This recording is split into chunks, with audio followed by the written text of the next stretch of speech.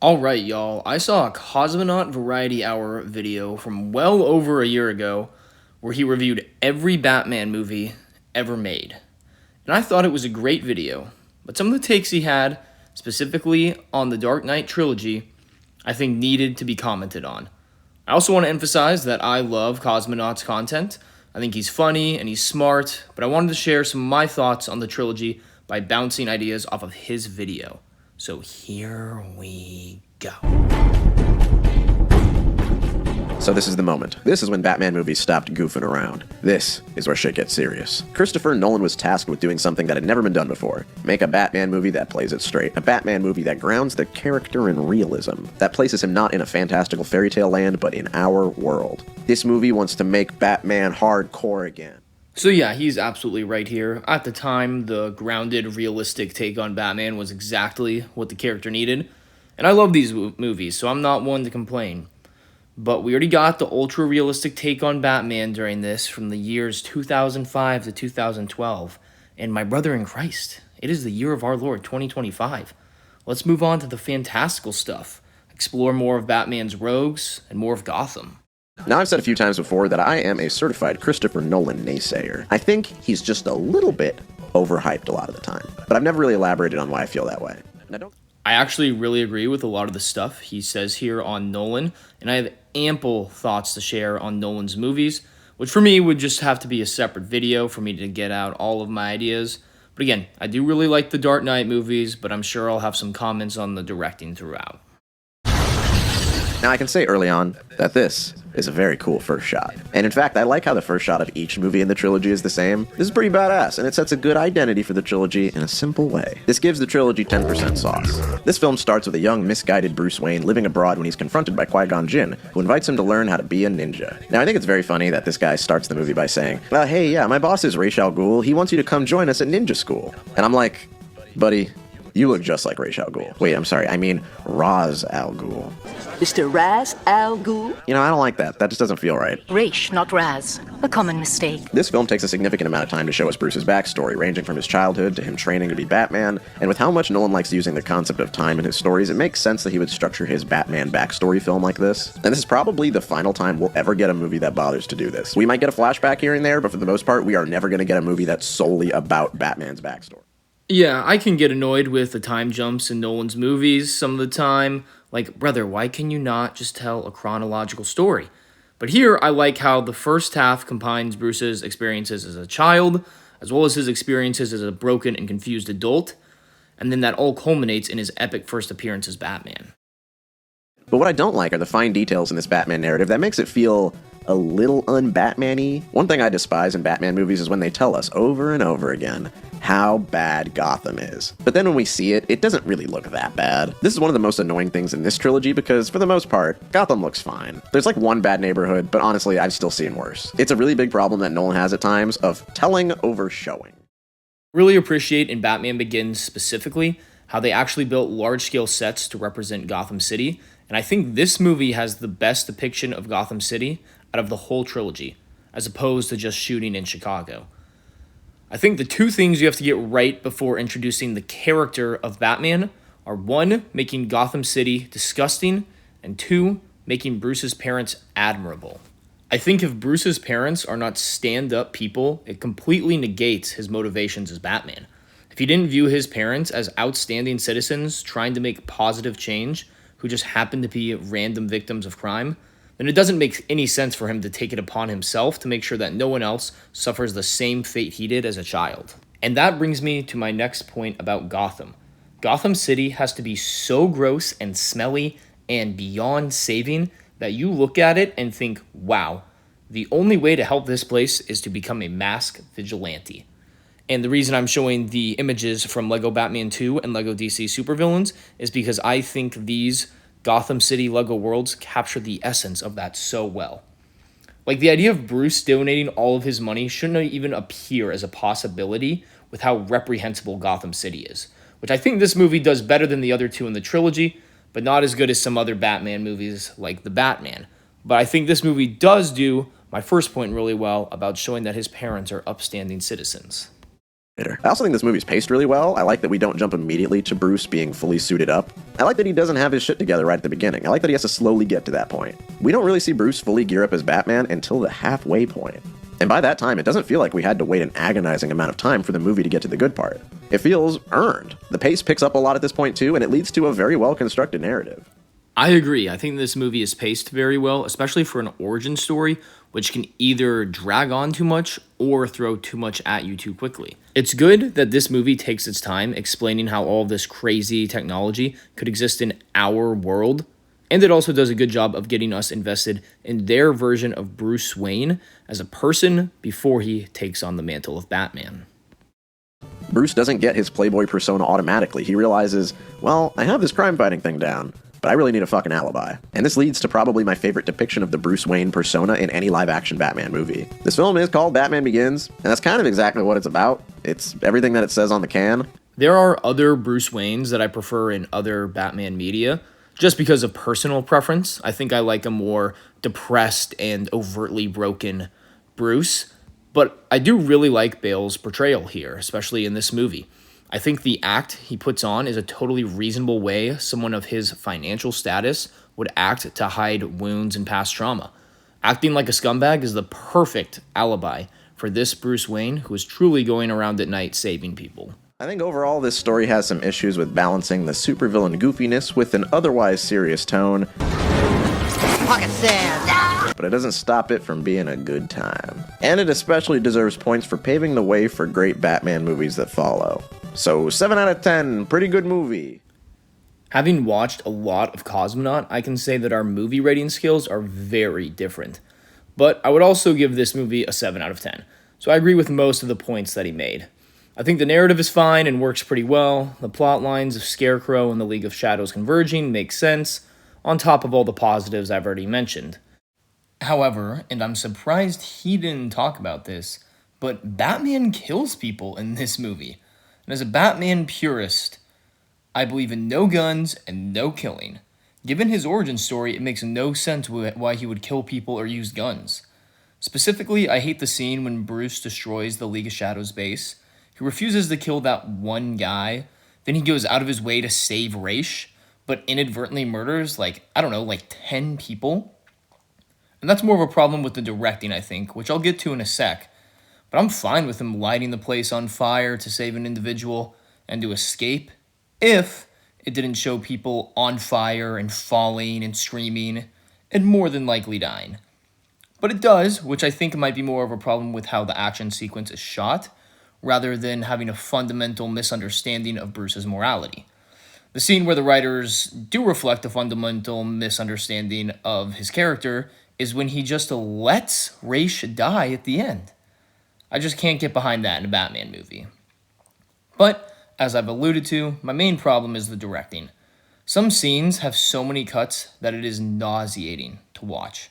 The action scenes are impossible to follow for this reason, and quite frankly, they're just shot horribly. This does not feel like it was directed by one of Hollywood's elite in Christopher Nolan. But I think the next two movies in the trilogy take big leaps in terms of the directing. So this, combined with an averagely good script, is why I'd give this movie a 7 out of 10. But now, it's time to get really serious. And here we go. I talked a lot about which superhero movies really started the whole superhero movie trend, and there's a lot of argument to be had on which movie really started things, but there's really only one answer for which movie reignited the superhero genre. There's no question. It's this one. In the era that this movie came out, superhero movies were seen as trash, schlock, poo-poo garbage. This film put up all-star numbers. I don't even know if I would say reignited. I would say perfected. I love a lot of the superhero movies that came out before this. Superman 78, Raimi's Spider-Man trilogy, the early X-Men movies. I think those are a lot of fun with a touch of true beauty here and there. But The Dark Knight changed everything. It made these movies not just something for children and nerdy gay adults like myself, but something anyone can enjoy. Every superhero movie since then has wanted to be The Dark Knight or Guardians of the Galaxy. You could take anybody to go see this movie, because it is one of the single most thrilling crime films of all time. But maybe that's part of my problem with it. Now, don't get me wrong, I love this movie, but my biggest issue is that while I think it's good, I don't think it's a very good superhero movie.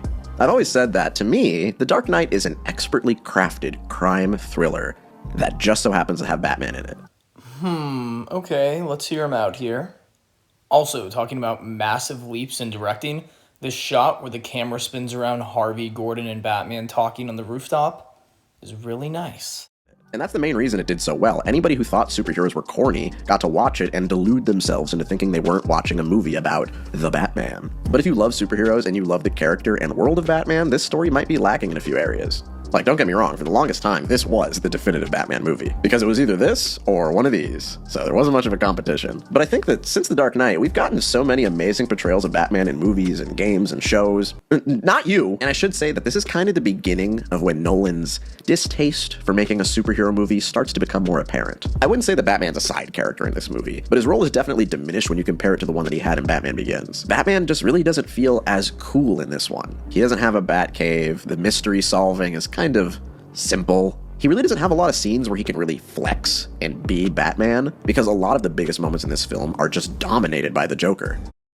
Alright, I start to disagree here. There are plenty of awesome things that Batman does in this movie. This is the movie where he exudes a godlike competency as a crime fighter, from extracting Lau to his chase scene and taking down the Joker goons at the end. The detective work here is satisfactory, I would say, more work than he does in the other two films, and it was enough for me to be happy with it. And he's right, the Joker does kind of dominate Batman in this one, but I think that's okay actually. Batman's role in this movie makes me think of comics like Dark Victory or the first half of Nightfall, where Batman is present and active, but he doesn't actually accomplish much, no matter how hard he's trying. In this movie, he's met his intellectual match, and he's outgunned and outsmarted for the majority of the film. And I think that's exactly the type of threat the Joker should pose to him, especially a Joker who's been active for an undisclosed amount of time in this world. Let's not ignore the fact that Heath Ledger puts on the greatest acting performance of all time in this movie, which nobody saw coming, so I think it's okay if Batman's quote-unquote a side character relative to him in this. If fear was the main theme of the last movie, I'd say this one is a lot more about inspiration. Characters are constantly inspired by a force greater than themselves. Maybe this influence compels them to be a force of evil, or maybe they become inspired to do the right thing. But there's no question which one of these categories the Joker falls under. And this intro is the perfect introduction to this character. A character that has left such a massive impact on pop culture that it outshines everything else in the entire trilogy. I actually really like that point about inspiration and influence being a massive theme here. That's not something I'd ever thought of in regards to this film. And yeah, he's right about this character introduction for the Joker. It's quite possibly the best of all time. I can only think of one, maybe two other character introductions that could top this. But what makes Ledger stand out is a factor that surprisingly few Jokers have. He's actually funny. You think you can steal from us and just walk away? Yeah. It's kind of crazy that this aspect of the character is almost never utilized. Most Joker performances take more of the vaudevillian, over-the-top showman angle. But Ledger's Joker kind of feels like a stand-up comedian who kills people. I am so glad he said that. Heath Ledger's Joker is hilarious. There are so many quotable moments that me and my friends bust out from this Joker that are actually funny. I like that Heath's Joker's sense of humor comes from the line deliveries, or saying subtle, clever things, instead of this over-the-top performance, similar to what Cosmonaut mentioned. But not only that, he's so complex that most people who watch this movie missed out on the finer details of the character. Most audiences took his Agent of Chaos monologue literally when it was clearly a lie. This character is so good at lying and deceiving people that he deceived the fucking audience. Is Cosmonaut Variety Hour absolutely right here? Yes.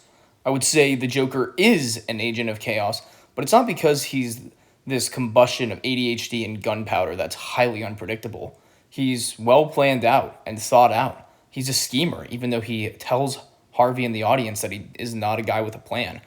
He just wants everyone in the film to think he doesn't have a plan so they can keep underestimating him.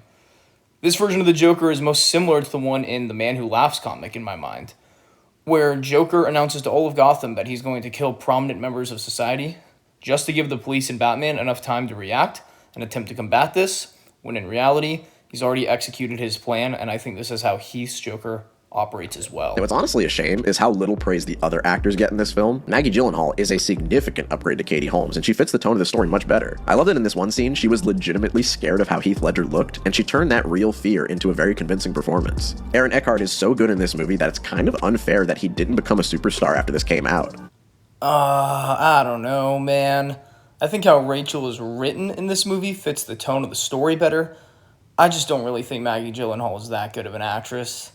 I don't really have a good reason for it, in all honesty, but maybe just because of the fact that I can't see Bruce Wayne going after someone this busted up. But yeah, he's right. Aaron Eckhart absolutely crushes it in this movie. He probably gives the second best performance, which is saying something in a movie that also stars Christian Bale and Gary Oldman. He was amazing, and he still got outshined by Heath Ledger. Because really, this is the Joker movie, to the point where the narrative kind of takes a dip when Two-Face gets introduced. You see, while Eckhart's performance is great, I think the inclusion of Two-Face feels a little forced. Alright, that is by far the craziest thing he has said in this video. So let's hear him out, let's hear his argument. Everything related to Two-Face kind of ignores all the logic that the film establishes up to this point. For a majority of the film, we're solely shown that Harvey Dent is a paragon of justice. At worst, he's incredibly naive, but he still has the city's best interests in mind. Even when you think he's taking things too far and he might kill one of the Joker's henchmen, we learn that he was never actually going to do that. But then, his girlfriend gets blown up, he gets disfigured, and now he's crazy and evil and he wants to shoot children. I'm gonna kill you. I'm insane. Okay, that was pretty funny, but I understand what he's getting at, I just think he's mistaken. Yes, Harvey is shown to be the knight in shining armor for Gotham City, but it also is shown that his whole ethical foundation is built on what's fair and just. When Rachel is killed and he's left disfigured, it's not that he just becomes crazy and evil. It's just that his foundation of how the world works is shattered. He was a paragon of justice because he thought the world was fair and just. He even shows us with the coin saying, you make your own luck. That good will prevail if you take it upon yourself to act morally. But after he attempts to do this and fails and becomes Two-Face, he tells Gordon the only morality in a cruel world is chance. And I think this line shows that his inclusion in the movie and fall from grace is completely natural. And honestly, Harvey / Two-Face is the emotional motor of the film in my mind, elevated by Aaron Eckhart's criminally underrated performance. I think one of the sloppiest scenes in the whole movie is the scene where Joker visits him in the hospital. The dialogue of this scene is really good, don't get me wrong, but it's really the outcome of this scene that's a little strange. Firstly, it's hilarious that Harvey didn't recognize the Joker until the Joker takes off his COVID mask. I hate when people make that comment about that scene. Harvey is clearly waking up as the Joker is taking off his mask and hasn't fully come to until the mask is fully off, and that's when he starts to freak out. Again, I don't think this scene is sloppy for the reasons that I mentioned just before this. I think it makes perfect sense that the Joker can bring a vulnerable and broken Harvey down to his level at this point in the story. And what makes this movie so good, in my opinion, is how it balances tension across the whole story. This movie has so many climaxes that it should feel disorienting, the pacing should feel completely off, but each set piece is better than the last, so it leaves the audience wanting more. It makes us desperate to see how the story is going to keep topping itself. I remember when I first saw this scene where Rachel dies and Batman loses, I thought the movie was going to be over. To be continued. And the sheer glee I felt when I realized that the real climax hasn't even happened yet, it was euphoric. Nothing to add here. He is completely right on all accounts. This movie feels like it's something out of Michael Mann's book, like Heat or Collateral, which are two of my favorite movies of all time. But instead of starring Al Pacino or Robert De Niro or Jamie Foxx or Tom Cruise, it stars the Batman and the Joker, who are characters that millions of people are already enthralled by. And really, it is magic that Nolan managed to make a movie with Batman and the Joker that's this good. Even if it has some minor flaws and it isn't exactly my favorite on-screen representation of Batman, I cannot deny that this movie rocks. Hard. It's one of the best comic book movies ever made, period, and I'd be a fool to say otherwise. 9 out of 10. For me, I think there are small scenes you can pick out, like Harvey shooting the driver of the car that he's also a passenger in, which is just kind of dumb. Or you could criticize Batman for killing Two-Face, which feels far more accidental than his transgressions in the previous film. And he's also doing it to save the kid. But those complaints feel small compared to the larger-than-life characters and performances in this movie, compared to the score, the incredible action, and the masterclass intention that Cosmonaut has praised us for, which I would agree with.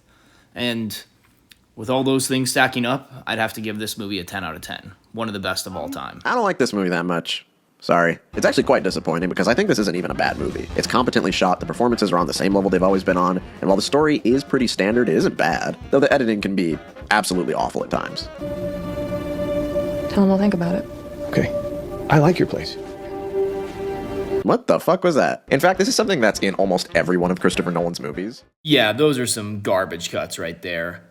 I'm curious to hear why he doesn't like this one. I think The Dark Knight Rises is a little bit messier than the other two in terms of some poor plot devices, but I don't think it too negatively detracts from the epicness of this finale, and it's an adaptation of one of my favorite Batman comics in Nightfall. When you compare this scene to the opening scene of the previous movie, it really is a case of coughing baby versus hydrogen bomb. The line delivery and bad audio mixing make this feel like it's not even part of the same trilogy. Like, why did he leave the Bane voice sounding like this? Why is it so loud? Was getting caught part of your plan? Of course. I'm not going to defend the audio mixing here because who cares? It didn't really bother me. Even though Bane isn't Hispanic in this like he is in the comics, I always liked the Bane voice. I guess it's like a thing to hate on Tom Hardy's Bane voice now. I always thought it sounded sick. It's intimidating and it sounds like how the voice would actually sound if it was coming out of that mask. As for the scene itself, I think this is an awesome introduction to the character. It shows that Bane is planned out and ambitious, and every line he says is so menacing. And the most underrated aspect about Bane as a character is he's not just a physical threat to Batman, though he's commonly portrayed that way, but he's also an intellectual match, and I think this introduction shows that. But his plan is pretty convoluted, which I'm sure is something we'll talk more about later. I think the ending of the previous film is amazing. With Batman taking the fall for Harvey, it parallels the end of Batman Begins where he has that one iconic line. I never said thank you. And you'll never have to. The raw selflessness of this version of Batman is his best trait. And this movie immediately shits on that by having Batman retire the second he gets home. Yeah, after he rides off into the fucking night, he stops being Batman. And I really don't know why he did this. It could either be because he's sad about Rachel, which is not a good enough excuse, or because the Harvey Dent Act has eliminated organized crime, which is also not a good excuse. The only way this makes sense is if all crime in Gotham has been eliminated. Yeah, I see his point there. Being sad about ugly Rachel is not a good reason to retire from being Batman. To defend the movie, I think this had to do with the fact that Batman was already a vigilante, hated by most of the city, even before the end of the last movie. Like in The Dark Knight, one of the major plot points is the Joker sort of gets the city to turn on Batman by playing his "I'll kill every day until Batman unmasks himself" game.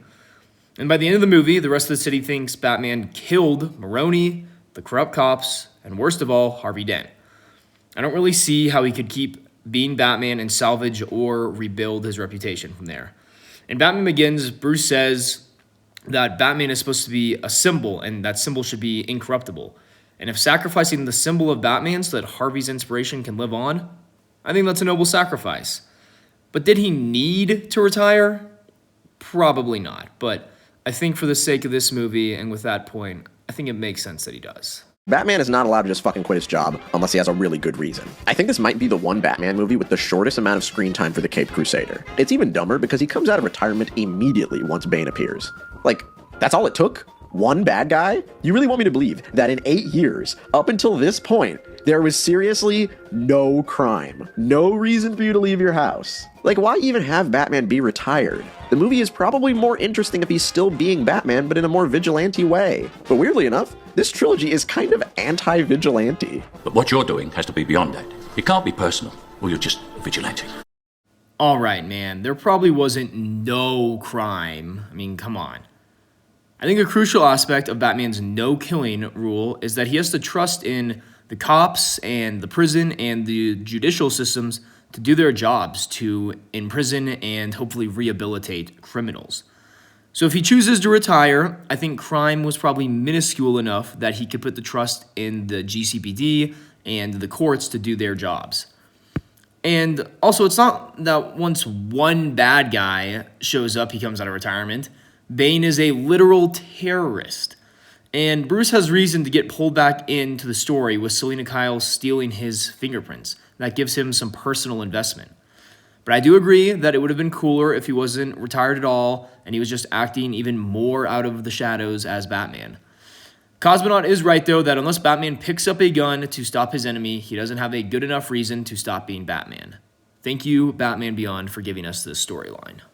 Alfred has also gone from being one of the best characters in the trilogy to being so insanely out of character that even back when I saw this movie for the first time, when I was a much less critical young man, I was still saying, yeah, I don't really like what they did with Alfred in that movie. Alfred is now very distinctly anti-Batman, which is strange because from the beginning, he had no reservations when Bruce reappeared after years abroad with a scheme to funnel millions of dollars into dressing up as a bat and punching people. He was on board for this. But now, out of nowhere, he's like, but Master Wayne, this is all a bit silly, isn't it? I want you to settle down and get a wife. Okay, that's pretty funny. Again, I think it makes sense that Alfred is on board in Batman Begins, even though it is a crazy idea, because in that movie, Gotham is portrayed as so disgusting that even Alfred understands that something must be done about it. But after 8 chill years, where crime was probably minuscule, maybe not completely gone, and seeing what Batman did to Bruce physically and mentally, I think it would make sense that Alfred wouldn't want to see Bruce go back out and do that again. And then in his worst moment, he abandons Bruce. They have an argument, and he moves out. And I don't think I need to tell anybody here that Alfred would not do that. It does not matter if Bruce told him off or not. He would not leave unless he had a really good reason. I'm not going to try my comic book character knowledge versus his because I know I would get smeared. But maybe I don't have an issue with this scene because it's so well acted. Like, I really think this is one of Michael Caine's best scenes in the whole trilogy. I can feel his fatherly love in this scene, even if it is out of character for him. As for Alfred leaving, maybe he'd never do that, and that is an issue. I can concede that. But for this story, I like how Bruce is so committed to becoming Batman again that it gives him tangible stakes for what he has to sacrifice to come back and stop Bane. But then it brings up the question, why did he retire at all? And I don't know, man. Now, I praised the last movie for being a masterclass in tension and pacing, and this movie has none of that. Batman reappearing after his retirement should be something that brings weight and significance. Think back to how Batman is built up to in Batman Begins. That movie makes us earn it. He hasn't been Batman in 8 years, and we have all the side characters telling us how fucking sick and awesome Batman is. And I swear, when it comes to show, don't tell, Nolan can really be a fucking hack fraud sometimes. It should not be hard to show me how cool Batman is without anybody having to tell me how cool he is. I think this moment is pretty cool when he shows back up. With the lights going out and he takes out that guy and escaping from the cops on the Bat Pod and in the Bat. I think it's exciting, gets to show off his gadgets. Could it be cooler? Sure. Yeah. He's right though, the pacing is off in this film. It just takes too long and way too much time to reintroduce Batman, and it spends too much time showing us how Bane operates in the tunnels and all that. Which is all well and good information to have, but it could have been trimmed quite a bit. I think you really feel the pacing on the rewatch, and it feels like it takes forever for Batman to show back up once you know what happens prior to that. The pacing here is also not the best. This movie is the longest in the trilogy, and it definitely feels like it. The story feels very unsure of itself, with most of it relying on the goodwill of the previous film. The first half of the story is very aimless, and when the plot finally gets rolling, it goes back to the plot of the first movie, and not the good parts of it. It reuses the stupid plot points that had to do with Ra's al Ghul. Bane and Talia's plan is to blow up Gotham with a nuclear bomb because they say it is too evil to exist. Hey, Christopher, I thought all crime was eliminated. This should be the safest city in the world. Why do they still think it's evil? Innocent is a strong word to throw around Gotham, Bruce. Why do all of these random Europeans hate Gotham City this much? And you could say, oh, well, all that safety was built on a lie. I don't care! If it's so safe that Batman doesn't even need to leave his fucking house, then the ninjas don't have to blow it up, alright? It's as simple as that. There are probably cities that are way more fucking evil that you could go blow up. Hell, just blow up Florida, alright? It deserves it. He makes some good points here about some holes in the writing. The League of Shadows tie-in to the first film makes this a little messy, I think. I always took it as this was Bane and Talia's revenge tour for Ra's and fulfilling what he wanted to accomplish. Not necessarily that Gotham was still so far beyond saving. I can see how that is unclear. But yeah, the whole first half is about how much the Harvey Dent Act helped the city over the last 8 years. So yeah, I can understand how that would seem confusing or contradictory. I don't think it's the biggest problem ever, though. What's even more sauceless is the action scenes. Nolan is officially not trying anymore. Every action scene features a static camera aimed at stiff, lifeless combat. I'm not lying, I think it might be the worst action I've seen in a big-budget superhero movie. I actually really like the fight scene when Bane breaks the bat in this movie. I don't think it captures the raw fear that you feel when Bane shows up to Wayne Manor in the Nightfall comic. But in this scene, I like that there's no music. I like that Batman gets his shit kicked in, and even though the beginning of this movie feels very long, getting to this point still feels earned. It feels like they are battling for control of Gotham, and the stakes are high, even though this is only about midway through the movie. But more to Cosmonaut's point, the choreography sucks. When I saw the fight scenes in The Batman, it's like not even comparable, dude. Or watching something like Superman, where if religion is a static camera during action scenes, James Gunn is heading the atheist movement the way he moves the camera around during these fights. And even beyond all this, the most distracting thing in this film is how much it loves cops. Usually when people say that superhero movies are copaganda, they're just saying shit. They don't really know what they're talking about. But this is the one case where it's actually true. Cops are the real heroes of this movie, not Batman. Robin is the secondary main character, and he's the best cop on the force. Part of the reason that Alfred has a falling out with Bruce is because he says, "Oh, Master Wayne, you got in the way of all those cops who were doing their job." There's a subplot for most of the second half which revolves around a secret society of cops that are fighting the good fight against Bane and his terrorists. At the end of the movie, right before Batman straps the big fucking stupid bomb to his plane and kills himself, he says, "Don't worry, Gordon. Gotham doesn't need Batman. It has cops like you." Yeah, alright, libtard. The focus on cops is a little too much here, but come on, dude. Batman doesn't say Gotham will be safe because of cops like you. He says, and I quote, I just rewatched this scene, a hero can be anyone, even a man doing something as simple and reassuring as putting a coat around a young boy's shoulders to let him know the world hadn't ended. That's a freaking bar, dude. That has nothing to do with Gordon being a cop and everything to do with a hero being someone who appeals to and protects the humanity of those around him, which is exactly what Jim Gordon does. And to be fair, there are things I do like about this movie. I like Gordon's conflict in this narrative. I like that while Bruce is fine with taking the fall for Harvey, Gordon has hated being forced to stand up for the man that tried to kill him and his family. I like that Bane sends the Gothamites on stupid little side quests after he takes over the city, and overall I do like the no man's land plot in the second half. This is a section of the film where I'm fine with Batman being a little more absent. It's okay to make us miss Batman during these segments of the story. And I think that when he finally does return to Gotham after Bane takes over, it does feel a little more earned. But it is dulled by the fact that this is the second time in the movie that Batman has returned after being gone for a long time. I will say, attempting to combine No Man's Land, Nightfall, and The Dark Knight Returns, 3 all-time iconic Batman comics, into one movie is pretty ambitious. And the final product of that is a little messy in some parts. Like, I don't mind Batman returning a second time. I can understand that it's dulled a little bit since it is the second time he is returning. But, one, how in the world did he get back to Gotham with no food, water, cell service, and when the city is under martial law? And 2, why was the first thing he did when he returned was set up the flare on the bridge? That seems like it would have taken forever to do, and he could have been working on stopping the nuclear bomb from going off instead of taking care of it in buzzer-beater fashion. It's small stuff like that that bugs me in this film.